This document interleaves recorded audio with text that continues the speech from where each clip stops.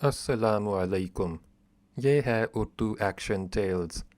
आप सबसे गुजारिश है कि मेरी इस वीडियो को लाइक और शेयर करें और मेरे चैनल को सब्सक्राइब करें। ये है हज़रत सलमान फ़ारसी रज़ियल्लाहु अन्हु की इस्लाम कबूल करने की ईमान अफ़रोज़ दास्तान और हज़रत मुहम्मद सल्लल्लाहु अलैहि वसल्लम की सवानह उमरी चौयाए हक़ जो मौलाना अब्दुल हलीम शरर ने बतौर नावल लिखी है। हिस्सा अव्वल। बाब नंबर 25। तर्के वतन। उस वक्त ज़ाहिर में तो वो गुलगश्त में मसरूफ़ था, मगर असल में उसके ख़यालात अर्ज़े हिजाज़ और ख़ाके बथा में ठोकरें खा रहे थे। नबी आखिरुज़्ज़मान सल्लल्लाहु अलैहि वसल्लम की मज़लूमाना सूरत और अहले मक्का का जोश व खरोश उसकी नज़र के सामने था, और दिल में कह रहा था कि खुदा उन लोगों की हिदायत करता और वो अपने हादी की कदर जानते।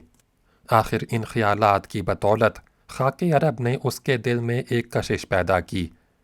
टहलते ही टहलते बाग़ की हुदूद से निकल के जुनूब की तरफ रवाना हुआ। गोया अर्ज़ हिजाज़ को वो 2 ही 4 मील की मुसाफत पर जानता है, और पैगम्बर अरब सल्लल्लाहु अलैहि वसल्लम की ज़ियारत के शौक़ में नापैद कुनार सहराए अरब में कदम मारता चला जाता है। दिल में कहता है, जिस शख्स की निस्बत हमारे वली कामिल मुर्शिद बहीरा को पैगम्बर बरहक होने का गुमान है, वो यकीनन अपने दावे में सच्चा है, और सब काम छोड़ के उसी की खिदमत में हाजिर हो के आस्तां बोस होना चाहिए। खानकाह से बसरा की तरफ जाना और बात थी, उधर अमन व आमान था और आबादी के करीब होने के बाइस किसी किस्म का ख़तरा न था, मगर जनूबी सहरा कज़ाक बदुओं से भरा हुआ था। बड़े बड़े काफ़िले तो अपने मुसाफिरों की कसरत की वजह से चले आते, मगर किसी शख्स का यको तन्हा उस दहशत बेग्याह में दाखिल होना ज़िंदगी से हाथ धोना और मौत से दो चार होना था। इसलिए कि इब्न हादिया अकेले दो केले के लूटने मारने के लिए जा बजा फैले रहते थे, और उनके हाथ से किसी का बच के निकल आना मुंजमिलाए मुहालात था। ये भी ना था कि अस्तफ़ानूस उन अंदेशों से वाकिफ़ ना हो। उसको निस्फ सदी के करीब ज़माना इसी कर्ब व जवार में गुजारना पड़ चुका था और हज़ारों वाक़यात सुन चुका था, जिसमें गरीब रहनोरत निहायत बेरहमी से लूटे मारे गए और पता भी ना चला कि क्या हो गए।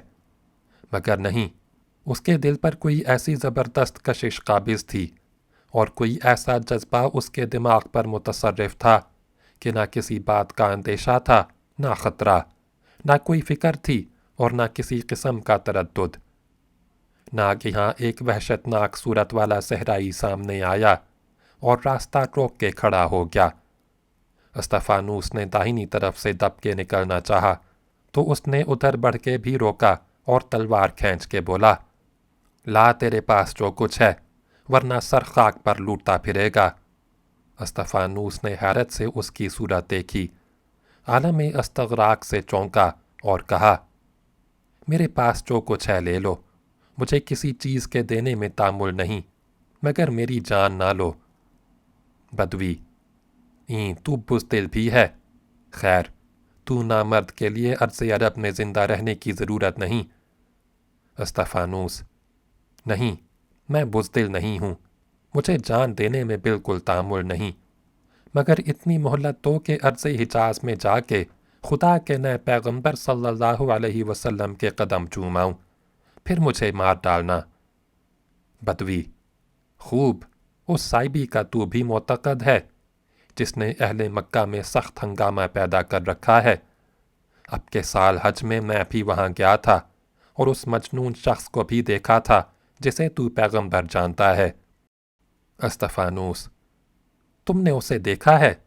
बड़े खुश नसीब हो। बताओ तुमने क्या देखा, उसकी ज़बान से क्या सुना और उसे कैसा पाया? बदवी, मैंने फ़कत इस कदर देखा कि मक्का के बाहर बैरूनी कबाइल अरब के पड़ाव में एक मजनू सा शख्स लोगों को मुखातिब करके कुछ कहता है, मगर उसके साथ साथ मक्के के बहुत से जवान और लड़के गुल मचा के ये कह रहे हैं कि खबरदार, इसकी बात ना सुनना, ये मजनू है और बेदीन, اپنے جی سے جوڑ کے باتیں بناتا ہے اور کہتا ہے کہ یہ خدا کا پیام ہے۔ ہم نے خوب جانچ لیا، یہ کوئی بات سچی نہیں کہتا، ہمارے دیوتاؤں کو برا کہتا ہے اور ہمارے دین کا دشمن ہے۔ ان سب لوگوں کے شور و غل میں اس کی کوئی بات ہماری سمجھ میں نہیں آئی، اور میں نے دل میں کہا کہ معلوم ہوتا ہے کہ یہ کوئی مجنوں ہے جسے لوگ پریشان کرتے ہیں۔ اس کے بعد لوگوں نے سنا کہ اس نے ایک نیا دین ایجاد کیا ہے اور چاہتا ہے کہ سب لوگ اس کے معتقد اور پیرو ہو جائیں۔ اب آج یہ دیکھ کے مجھے بڑی حیرت ہوئی کہ ایک نصرانی راہب اس کی زیارت کے شوق میں بصرہ سے پا پیادہ چل کھڑا ہوا ہے۔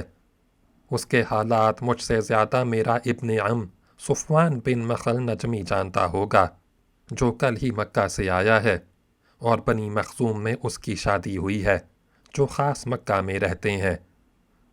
استفانوس: اور آپ کا کیا نام ہے؟ بدوی: میں حنظلہ بن عمر نجمی ہوں۔ استفانوس: میں ایک غریب الوطن اور بے خانماں مسافر ہوں، اور خوشی سے اپنے یہ سب کپڑے اتار دوں گا اگر تم مجھے لے چل کے اپنے چچا زاد بھائی صفوان سے ملا دو۔ حنظلہ: اب تم ہمارے مہمان ہو، اس لیے مجھے تمہاری کسی چیز کی ضرورت نہیں۔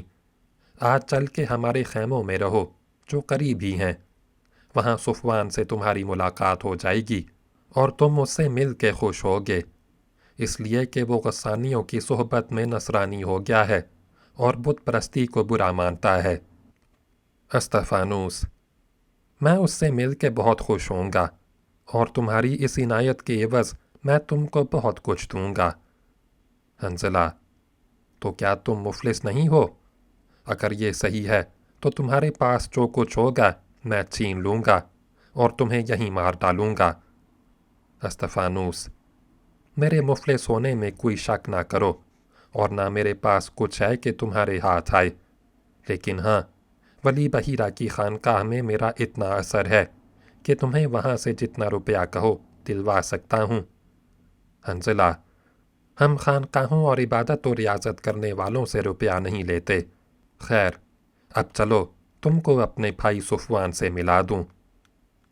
یہ کہہ کر وہ شاہراہ عام سے کٹ کے ایک طرف مڑا اور استفانوس اس کے ساتھ ہوا۔ تھوڑی دیر بعد دونوں بالو کے ٹیلوں میں گھسے۔ اگرچہ ریگ و رواں کے ان متحرک تودوں کے درمیان گھسنا بہت خطرناک تھا، مگر حنظلہ نہایت بے باکی کے ساتھ ایسے راستے پر جا رہا تھا جس سے اس کے قدم خوب آشنا تھے۔ دیر کے بعد تودوں سے گزر کر وہ ایک کوہستان میں داخل ہوا، جس کی نیچی نیچی پہاڑیوں کا سلسلہ یہاں سے شروع ہو کے مشرق کی طرف خدا جانے کہاں چلا گیا تھا، اور پہاڑیوں میں داخل ہونے کے بعد وہ ایک بلند سنگستانی تختہ زمین پر پہنچا، جس کے کنارے پر ایک پہاڑی میں سے سوتا جاری تھا، اور اس کا پانی رس رس کے پتھروں کے ایک قدرتی حوض میں جو کئی چٹانوں کے اکٹھا ہو جانے سے جمع ہوتا رہتا تھا اور کسی جگہ زمین کے نہ کھلے ہونے کے باعث جذب ہونے سے محفوظ رہتا۔ یہ چشمہ والا پہاڑ کبھی بجلی گرنے سے چٹخ گیا تھا۔ اس کی طرز میں سے چند کھجور اور ببول کے پودے اگائے تھے۔ اتفاقاً ایک نجمی شخص کا ادھر سے گزر ہوا۔ اس نے اپنے اونٹ کے لیے ببول کا درخت کاٹنا شروع کیا۔ کلہاڑی اتفاق سے چٹان پر پڑ گئی، جس سے پتھر کی ایک چٹ اکھڑ گئی، اور اس سے پانی کا ایک سوتا جاری ہو گیا، جو عربوں کے لیے ایک دولت لازوال ہے۔ تو 4 روز میں وہ قدرتی حوض جو قریب تھا لبریز ہو گیا، اور پانی اس سے چھلک کے بہتا ہوا پہاڑوں کے نیچے گیا، اور دشت کی ریتلی زمین میں ایک نخلستان پیدا ہو گیا۔ اس نجمی شخص نے اپنے قبیلے کے 10-12 خاندانوں کو لا کے یہاں بسا دیا۔ جب سے ان کے خیمے یہاں نصب ہو گئے، اور بنی نجم کی ایک چھوٹی شاخ عرض بنی غسان میں آ کے آباد ہو گئی۔ استفانوس ان خیموں اور مقام کی شادابی کو دیکھ کر خوش ہوا، اور حنظلہ سے کہا: واہ، معلوم ہوتا ہے تمہاری راحت رسانی کے لیے خدا نے جنت کا ایک چھوٹا قطع زمین پر لا کر رکھ دیا ہے۔ حنظلہ: اس دولت پر 100 برس سے ہمارے قبیلے والے قابض ہیں۔ شاہان بنی غسان نے کئی بار چاہا کہ اس بقا رحمت کو ہم سے چھین لیں، مگر ہم سب جان دینے پر تیار ہو گئے، اور وسط عرب میں جو ہمارے حلیف قبائل آباد ہیں وہ ہماری مدد کو آمادہ ہو گئے۔ اس وجہ سے آج تک ہم اس شاداب قطع زمین پر اور اس چشمہ مامعین کے مالک وارث ہیں۔ یہ کہہ کے ایک خیمے کے پاس پہنچ کے آواز دی، یا مالک۔ آواز سنتے ہی ایک ادھیڑ عمر عورت خیمے سے نکلی۔ ایک اجنبی کو شوہر کے ساتھ دیکھ کے اس نے چادر میں منہ چھپا لیا اور بولی، ابو مالک، مجھے کیوں بلایا؟ حنظلہ، اس لیے کہ اس کی کنیت ابو مالک ہے اور یہ عورت اس کی بیوی ہے۔ خدا نے آج ہمیں ایک اچھا مہمان دیا ہے۔ تمہاری مرغیوں کے انڈے ہوں تو ان کو ابال لاؤ اور بھیڑوں کا تھوڑا سا دودھ لاؤ، جو کی روٹی موجود ہی ہے۔ رات کو ہم ان کے لیے ایک بکری ذبح کریں گے۔ مالک نے مرحبا کہہ کے اپنے مہمان کا خیر مقدم کیا اور شوہر کا حکم بجا لانے کے لیے روانہ ہوئی۔ ادھر حنظلہ نے استفانوس کو برابر والے دوسرے خیمے میں لے جا کے اپنے بھائی صفوان سے ملایا اور کہا، یہ ہمارے مہمان ہیں، اس پیغمبر کے بڑے معتقد ہیں جو مکہ میں پیدا ہوئے اور اس کے حالات سننے کے لیے میرے ساتھ تمہارے پاس آئے ہیں۔ صفوان، میرے پاس آئے ہوتے تو میرے ہی مہمان ہوتے۔ حنظلہ، اب تو میں نے ان کو اپنا مہمان بنا لیا۔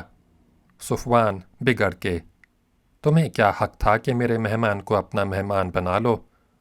حنظلہ، یہ حق تھا کہ میں ہی ان کو لایا ہوں۔ صفوان، لانے اور راستہ بتانے سے کوئی کسی کا مہمان نہیں ہو جاتا۔ حنظلہ، اب تو میرے مہمان ہوں گے اور کوئی ان کو مجھ سے چھین نہیں سکتا۔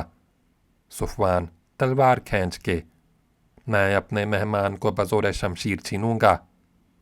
ساتھ ہی حنظلہ نے بھی تلوار کھینچ لی اور دونوں بھائی لڑنے لگے۔ استفانوس نہایت متحیر تھا، اور جب دیکھا کہ میرے مہمان بنانے کے شوق میں دونوں ایک دوسرے کے خون کے پیاسے ہو رہے ہیں تو ارادہ کیا کہ دونوں کے بیچ میں پڑھ کے فیصلہ کرا دے، اور یہ کہتا ہوا آگے بڑھا، اگر آپ ایسی خونخوار لڑائی لڑیں گے تو میں کسی کا مہمان نہیں بنوں گا۔ لیکن قبل اس کے کہ وہ درمیان میں آئے، حنظلہ کی ایک تلوار صفوان پر پڑی جو زخمی ہو کے پیچھے ہٹا، ناتوانی کے ساتھ زمین پر بیٹھ گیا اور بولا، بس میرا کام تمام ہو چکا، اور میرے بعد تم کو اختیار ہے کہ اس نیک مہمان کو اپنے خیمے میں لے جا کے رکھو۔ ساتھ ہی حنظلہ نے تلوار میان میں کی اور بھائی کے زخم کو کرتا ہٹا کے دیکھا۔ داہنا شانہ آتے سے سینے تک کٹ گیا تھا، اور معلوم ہوتا تھا کہ پھیپھڑے اور کلیجے کو بھی کسی قدر صدمہ پہنچ گیا ہے۔ آنکھوں میں آنسو بھر لایا اور کہا، بھائی، مجھے اپنے مہمان کے جیتنے کی اتنی خوشی نہ ہوئی جتنا صدمہ آپ کے زخمی ہونے سے ہوا۔ اب تمام قبیلے والے مرد اور عورت، لڑکے اور لڑکیاں سب جمع تھے اور اس خلاف امید واقعے پر افسوس کر رہے تھے۔ صفوان، کوئی صدمے کی بات نہیں، تم خوش ہو، اس سے مجھے اپنی جان جانے کا اتنا صدمہ نہیں ہے جتنا اس مہمان کے چھن جانے کا ہے۔ استفانوس، مگر میں اپنی نامرادی کو کس کے آگے روں؟ میں تو آپ ہی کے پاس اور فقط اس لیے آیا تھا کہ آپ سے حجاز کے نئے پیغمبر کے حالات سنوں۔ صفوان، مذائقہ نہیں، اب میں اس حیثیت سے آپ کی خاطر تواضع کروں گا کہ آپ میرے بھائی کے مہمان ہیں۔ استفانوس، لیکن آپ کو تو ایسا زخم آیا ہے کہ آپ کا اس سے جاں بر ہونا دشوار ہے۔ صفوان، بے شک زخم کاری ہے اور میں زندہ نہیں بچ سکتا، لیکن یقین ہے کہ ابھی 2-3 دن جیوں گا، کل اور پرسوں نہیں مر سکتا، اور اس وقت تک ہوش میں رہوں گا۔ اپنی بیوی سے، الہول، مجھے اپنے خیمے میں لے چلو اور میرے بستر پر لٹا کے اس کے برابر اپنا اونٹ کے بالوں کا امانی کمل بچھاؤ، اور اپنے شوہر کے بھائی کے ان معزز مہمان کو لے جا کے اس پر بٹھاؤ تاکہ میں ان کی خواہش پوری کروں۔ فوراً حنظلہ اور الہول صفوان کو اٹھا کے خیمے کے اندر لے گئے اور استفانوس کے بیٹھنے کا انتظام کرنے لگے۔ استفانوس ان لوگوں کی وحشیانہ ہمدردی اور بہائم کی سی مہمانداری پر متحیر تھا اور صفوان کے جانے پر متاسف۔ اس سے زیادہ تعجب اسے صفوان کے طرز عمل پر تھا کہ جس بھائی نے جان لی اسی کے مہمان کی خاطر داشت میں یہاں تک مصروف ہے کہ اپنی جان جانے کا بھی خیال نہیں۔ اتنے میں الہول نے آ کے کہا، اندر چل کے بیٹھیے، اور وہ اس کے ساتھ جا کے زندگی سے مایوس صفوان کے برابر بیٹھ گیا۔ لیکن بیٹھا ہی تھا کہ حنظلہ کی بیوی مالک نے آ کے اس سے کہا، کھانا تیار ہے، پہلے چل کے کھا لیجئے، پھر اطمینان سے بیٹھ کے باتیں کیجئے۔ استفانوس: میں صفوان سے باتیں کرنے کے بعد کھاؤں گا۔ مالک: نہیں، پہلے کھانا کھا لیجئے، شاید آپ اپنے میزبان حنظلہ کے کہنے سے کھائیں گے تو میں انہیں بلائے لاتی ہوں، وہ اپنے کپڑوں سے خون دھونے کے لیے حوض پر گئے ہیں۔ یہ کہتی ہوئی وہ چلی گئی اور صفوان نے کہا، یہی مناسب ہے کہ آپ پہلے کھانا کھا لیں، پھر آ کے مجھ سے باتیں کریں۔ میں اطمینان دلاتا ہوں کہ ابھی نہ مروں گا اور نہ اتنی جلدی بے ہوش ہوں گا کہ آپ سے باتیں کرنے کا موقع نہ ملے۔ الہول: اگر آپ جلدی کھا لیں گے تو اپنے میزبان پر بھی احسان کریں گے۔ حنظلہ کے خیمے میں آج اتنا ہی کھانا ہے کہ ان کا مہمان پیٹ بھرے۔ وہ دونوں میاں بیوی اور ان کے بچے رات کو کھائیں گے جب بکری ذبح ہوگی۔ ان کے بچے کل سے بھوکے ہیں، کھانے کے لیے ضد کر رہے ہیں اور چاہتے ہیں کہ جو کچھ غذا موجود ہے اسے کھائیں۔ مالک نے انہیں بہلا پھسلا کے ایک دوسرے عزیز کے خیمے میں بھیج دیا ہے اور چاہتی ہیں کہ آپ کھانا کھا لیں تو انہیں واپس بلائیں۔ یہ سنتے ہی استفانوس اٹھ کے حنظلہ کے خیمے میں گیا اور مالک سے کہا، اپنے بچوں کو لائے تو میں کھاؤں۔ حنظلہ اور مالک دونوں نے بہت عذر کیا اور آخر میں لڑنے کو تیار ہو گئے، مگر استفانوس نے ایک عذر نہ سنا۔ آخر بچے آئے جن کو دسترخوان پر ساتھ بٹھا کے کچھ استفانوس نے کھایا، کچھ انہیں کھلایا۔ کھانے سے فارغ ہوتے ہی استفانوس فوراً اٹھ کے پھر صفوان کے خیمے میں گیا اور کہا، اب آپ ان پیغمبر کے حالات بیان کریں۔ صفوان: میرے دوست، میں نے جو کچھ دیکھا ہے سچ سچ بلا کم و کاست بیان کروں گا۔ آپ یقین جانیں کہ ایک مرنے والا شخص جھوٹ نہ بولے گا۔ میں بطحائے مکہ کے اس نئے پیغمبر کے بارے میں نہایت حیران ہوں کہ کیا خیال کروں، اسے سچا پیغمبر مانوں یا نہ مانوں۔ اگر یہ خیال کرتا ہوں کہ یہ شخص آج تک کسی معاملے میں جھوٹ نہیں بولا، ہمیشہ ہم وطنوں اور عزیزوں کا خیر اندیش اور خالص ہمدرد رہا، اور اب بھی جتنی باتیں کہتا ہے وہ دل کو لگتی ہیں، عقل و مصلحت کی روح سے سچی، ہمارے اصلی عقائد کے مطابق اور نہایت ہی اچھی اور قابل قبول ہوتی ہیں۔ بے اختیار جی چاہتا ہے کہ اسے سچا نبی مان لوں، اور جب اس بات کا خیال آتا ہے کہ اس نے اپنے قبیلہ بلکہ اپنی قوم اور اپنے مذہب میں ایک تفرقہ عظیم ڈال دیا ہے، پرانی معاشرت اور عربی قومیت کی بنیاد متزلزل کر دی ہے، ساری قوم ایک طرف ہے اور وہ ایک طرف، سب کو کافر اور مشرک بتاتا ہے، سب کو دوزخ کا کندہ کہتا ہے، اپنی ضد میں مجنونوں کی سی حرکتیں کرنے لگتا ہے، اور جب اپنے شہر والوں پر زور نہیں چلتا تو غیر لوگوں کو جا جا کے بہکاتا ہے، تو اس کی طرف سے نفرت پیدا ہوتی ہے، اور جی چاہتا ہے کہ اس کے دشمنوں کا ساتھ دیجیے، اور میں نے یہی کیا، اگرچہ اس کا بار اس وقت تک میرے دل پر ہے کہ بے وجہ میں نے اس کے دشمنوں کی طرفداری کی، مگر اب اہل مکہ بہت ہی حیران ہیں، اس لیے کہ وہ ان کے ہاتھ سے نکل گیا، اور ہوا یہ کہ ہم لوگوں کو خبر نہ ہوئی، اور یثرب کے بہت سے لوگ اس کے معتقد ہو کے اپنے شہر میں اس کے نئے دین کی اشاعت کرنے لگے، اور جب ان کی جماعت بڑھی تو انہوں نے اس شخص کو اپنے وہاں بلانا شروع کیا، مگر اس نے باعث خود جانے کے ان اہل مکہ کو جو اس کے دین کو قبول کر چکے تھے یثرب چلے جانے کا حکم دیا۔ ہم نے اس کی بھی روک کی کہ اس ارادے سے کوئی باہر جانے نہ پائے، لیکن ہماری بندش کارگر نہ ہو سکی اور سینکڑوں خاندان مکہ چھوڑ کے چلے گئے، یہاں تک کہ یک پیک یہ نظر آیا کہ مکہ اجاڑ ہوا جاتا ہے اور جدھر دیکھیے سناٹا پڑا ہے۔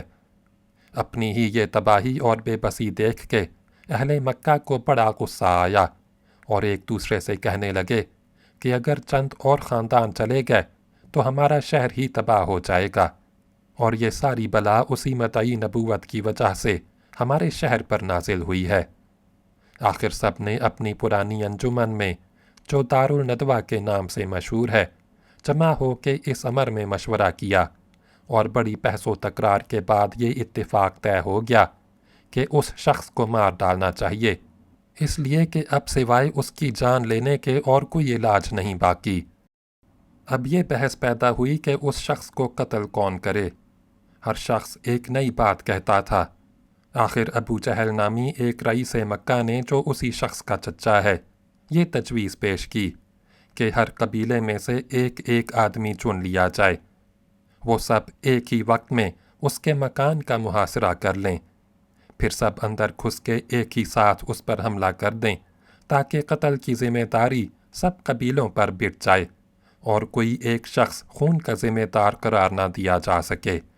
اس قرارداد کا حال اس شخص کے چند ان دوستوں کو جو مکہ میں باقی تھے معلوم ہوا تو وہ سب جان نثاری پر تیار ہو گئے اور اس کے مکان کی حفاظت کرنے لگے، مگر سنتا ہوں خود اس نے ان سب لوگوں سے بلا کے کہہ دیا، تم میری فکر نہ کرو، مجھے کوئی ضرر نہ پہنچے گا، خدا نے میری نگہبانی کا وعدہ کیا ہے، اس لیے تم مجھے میرے حال پر چھوڑ دو۔ اس کے بعد یوم موعود آیا، جس روز قریش نے نزاع کر کے اس کے قتل کرنے کا ارادہ کیا تھا۔ اس دن اس نے یہ کارروائی کی کہ اپنے بچھونے پر اپنے ایک کمسن بھائی علی کو لٹا دیا، اپنی عبا اس پر ڈال دی اور خود اپنے ایک رفیق ابو بکر کو ساتھ لے کر گھر سے نکلا۔ ایک دن کا کھانا ساتھ لیا اور جو لوگ راستہ روکے ہوئے تھے ان کی آنکھوں میں خاک چھونک کے مکہ سے نکل گیا۔ ایک شخص نے جاتے دیکھ لیا تھا، چونکہ اکیلا تھا اس لیے کچھ بولنے کی جرت نہ ہوئی، مگر دوڑ کے اہل مکہ کو خبر کی کہ تم گھر گھیرے کھڑے ہو اور وہ شخص نکل گیا۔ انہوں نے کھڑکیوں سے جھانک کے دیکھا اور اسے بے وقوف بنانے لگے کہ محمد صلی اللہ علیہ وسلم تو دیکھو، وہ بچھونے پر لیٹے ہیں، تم نے کسے دیکھا؟ اس شخص نے قسم کھائی کہ میں نے ان کو باہر جاتے دیکھا ہے، وہ ہرگز یہاں نہیں ہو سکتے۔ اس پر بڑا فروختہ ہو کے سب لوگ بھیڑ بھیڑا کے اندر گھس پڑے۔ بچھونے کے قریب پہنچے تو علی اٹھ بیٹھے اور کہا، کیا ہے؟ محمد رسول اللہ صلی اللہ علیہ وسلم کی جگہ علی کو دیکھ کے سب ہکا بکا رہ گئے، پھر ڈانٹ کے پوچھا، محمد کہاں ہیں؟ علی نے کہا، میں کیا جانوں کہاں ہیں، کیا تم نے مجھے ان کی حراست پر مقرر کیا تھا جو مجھ سے پوچھتے ہو؟ آخر جب کوئی زور نہ چلا تو سب نے علی کو گرفتار کر لیا، مگر ابو جہل نے کہا، علی کو پکڑنے سے کیا حاصل، انہیں چھوڑ دو۔ چنانچہ علی کو سب نے چھوڑ دیا اور اس پر نہایت برہم ہوئے کہ جس شخص کی جان لینے کے لیے ایسا زبردست بندوبست کیا گیا تھا وہ ہاتھ سے نکل گیا۔ دوسرے دن سب نے ابو بکر کے گھر پر یورش کی، ان کو بھی وہاں نہ پایا۔ ان کے بچوں وغیرہ کو مار مار کر پوچھا کہ بتاؤ وہ دونوں کہاں گئے ہیں، مگر کچھ پتہ نہ لگا۔ اب سب نے طیش میں آ کے اشتہار دے دیا کہ جو شخص محمد صلی اللہ علیہ وسلم یا ابو بکر صدیق رضی اللہ عنہ کو پکڑ کر لائے گا یا ان کے سر کاٹ کر لائے گا، اسے 100 اونٹ انعام دیے جائیں گے۔ اس اشتہار کی وجہ سے مکہ بھر میں گھر گھر کی تلاشی لی گئی، اطراف کی تمام گھاٹیاں، پہاڑیاں اور کل گھر اور غار ڈھونڈے، مگر کچھ سراغ نہ لگا کہ دونوں کیا ہوئے۔ اہل مکہ مایوس ہو کے بیٹھ رہے، لیکن اب سب کو خیال ہے کہ یہ شخص ان کی گرفت سے نکل کر یثرب میں پہنچ جائے گا، اور اگر وہ یثرب میں پہنچ گیا تو اس پر زور چلنا دشوار ہے، اس لیے کہ اہل یثرب اور مفرورین مکہ کی جماعت سے مل کر ایسی طاقت پیدا ہو جائے گی جس پر غالبانہ نہایت دشوار ہے۔ اسی قدر واقعات گزرے تھے کہ میں یہاں چلا آیا اور اب چونکہ مرنے کا وقت آ گیا ہے اس لیے پریشان ہوں کہ کیا کروں۔ استفانوس: برادر عرب، اگر تمہارے دل پر اس مدعی نبوت کی صداقت اور راست بازی کا اثر ہے تو میں بھی اتنی تصدیق کر سکتا ہوں کہ کتب آسمانی میں جس ناموس الہی کی بشارت دی گئی ہے اس کی سب علامتیں اس پر صادق آتی ہیں، اور یہ وہی ہے جس کی بشارت حضرت مسیح علیہ السلام دے گئے تھے۔ صفوان: آپ نے ان بشارتوں کو خود دیکھا ہے؟ استفانوس: میں نے بھی اور میرے پیشوا بحیرہ نے بھی، جن سے بڑا کوئی ولی دنیا میں نہیں ہے، اور تمام حقیقت شناس لوگ اسی ناموس کی تلاش میں تھے۔ یہ سنتے ہی صفوان پر عجیب اثر پڑا۔ بولا: میں اپنی گمراہی پر نادم ہوں۔ اب مرتے وقت آپ کو گواہ کر کے کہتا ہوں کہ اشہد ان لا الہ الا اللہ و اشہد ان محمد رسول اللہ، اور یہ کہتے ہی اس نے جان دے دی۔ سامعین، یہاں جویائے حق کا حصہ اول اختتام پذیر ہوا۔ حصہ دوم کو اگلی ویڈیو میں سنیں۔ شکریہ۔